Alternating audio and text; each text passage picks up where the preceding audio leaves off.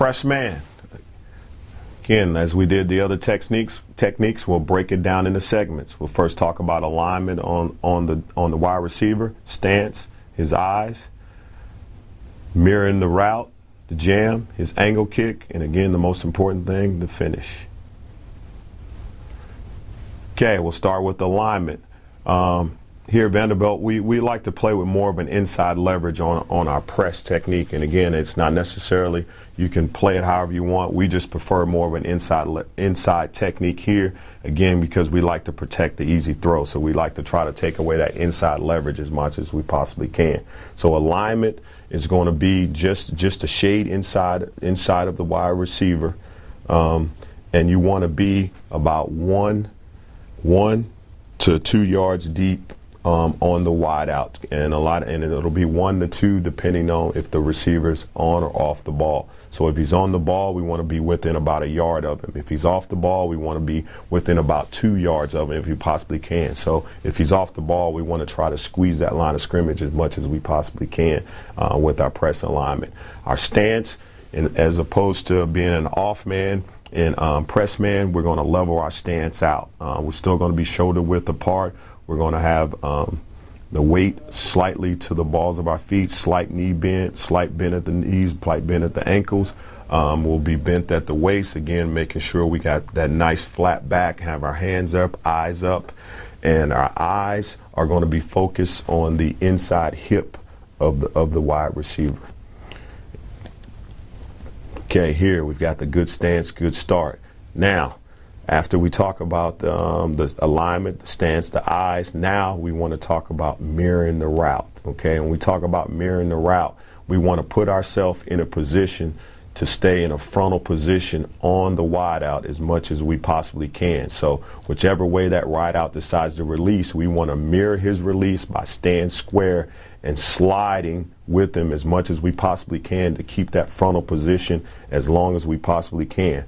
Now, once we mirror the route, then we want to make sure we get our hands on him, which is going to be a jam. Okay, if the receiver releases through the cylinder, we want to get a 2-hand jam on him and try to keep our frontal position. Now, once that receiver releases outside our cylinder, which is about 1 yard or 2 outside of us, which is about 2 to 3 yards outside of us, 2 to 3 yards outside of us, now it becomes a 1-hand jam. So if he releases within the cylinder where we can get to him, it'll be a 2-hand jam. If he releases outside of the cylinder, it'll become a 1-hand inside hand jam. And as we go, I'll demonstrate both of those. And in order to get the 2-hand jam, we'll want to make sure we got a nice base. And if we get the 1-hand jam, we want to make sure we take a good angle kick, an inside hand, and run with the wide out. Okay, on this particular release, he releases through the cylinder somewhat. So the defensive back decides to 2-hand jam him.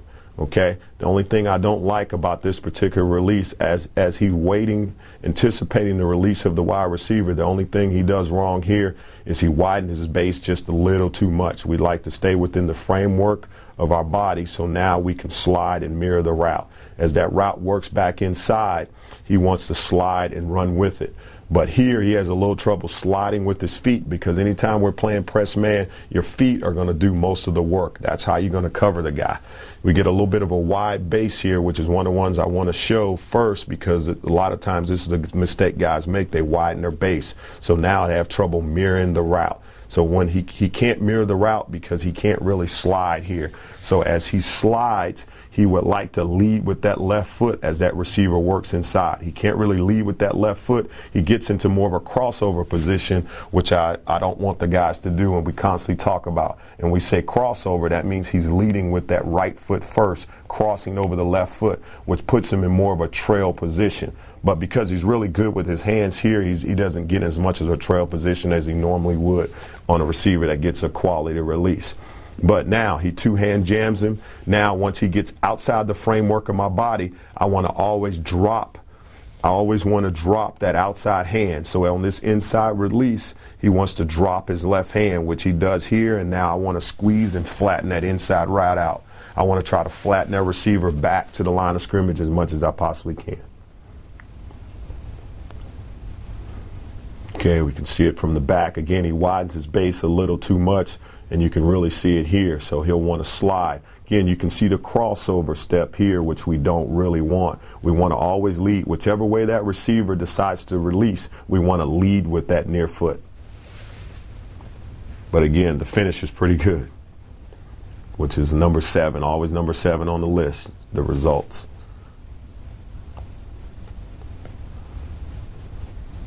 Okay, we got to start with a good stance, good start. Okay, receiver gives him a little shake. The only thing I don't like is initially his feet are good, but now once he gets to collision, he gets his base a little bit wide. Alignment's good, stance is good, his eyes are good, they're in the right place. Now we want to mirror the route. Okay, as we mirror the route, he releases outside. Okay, initially he was close enough to where he was in the framework once I bring my hands on the jam, so it becomes a 2-hand jam. Once he gets outside my framework, it becomes a 1-hand jam. So now he wants to drop that outside hand and he'll collision him with his left hand. Once he collisions, he'll be shooting. His aiming point will be shooting for the inside breastplate to the tip of the shoulder pad. And as I shoot, I want to make sure I got my thumbs up so I can lock him out and control the wide out. As the receiver releases outside, what we want to do is now we want to work our angle kick. And again, as we angle kick, we want to just open up at a slight 45 as he releases outside my framework. And we want to be a slight 45 because we want to make sure we keep our frontal position on the receiver as long as we possibly can. So that's why we just call it a slight angle kick to make that receiver go around. Anytime we're pressing, we always want to make the receiver go around us, whether it be an inside release or an outside release. So we're going to use a 2-hand jam if he's through the cylinder. If he releases outside, we're going to use our angle kick to keep our frontal position as long as we can. Now, once he gets out of there, we want to make sure we squeeze him to the sidelines. Now we're going to cut him off, lock the hip, find the ball.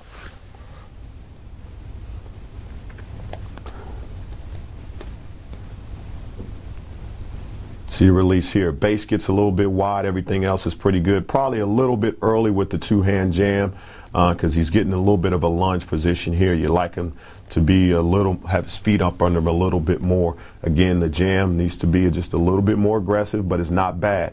Now, when he's in the framework, he decides to 2-hand jam him. Now, once he gets outside the framework of his body, he drops that outside hand, which he does. The only thing I don't like is he pushes him away, creating that air. He needs to cut that air down a little bit quicker. So again, instead of pushing him away, he wants to use his feet a little more, get his feet hot, and drive more towards the receiver so he doesn't create that space.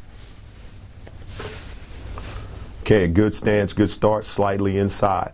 Receiver starts to come off vertical here. So right now, he's in a position to use the 2-hand jam because the receiver releases within the cylinder. Again, those hands want to be inside, thumbs up, wants to keep his base. Again, as we anticipate the release of receiver, we got to make sure our feet are on the ground and we're really stout because once you start playing against some of the bigger receivers, they will try to come off vertical. We got to be ready and have our hands ready and be ready to shoot with our 2-hand jam inside the cylinder. We'll see this one from the back. He does a decent job. Again, the feet are probably just a little bit wide.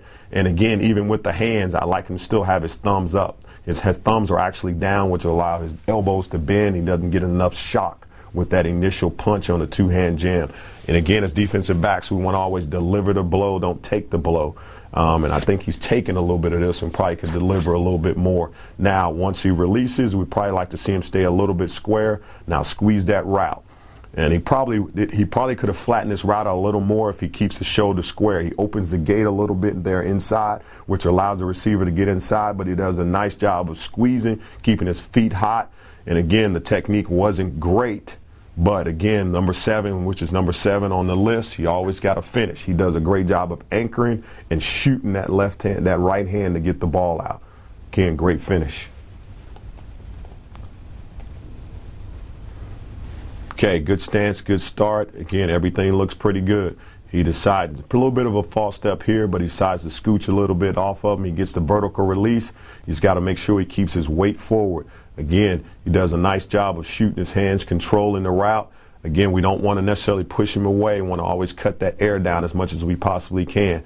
The best thing he does is he makes sure on his angle kick he leads with that right foot, so he still keeps a pretty good frontal position, so the receiver has to run around him.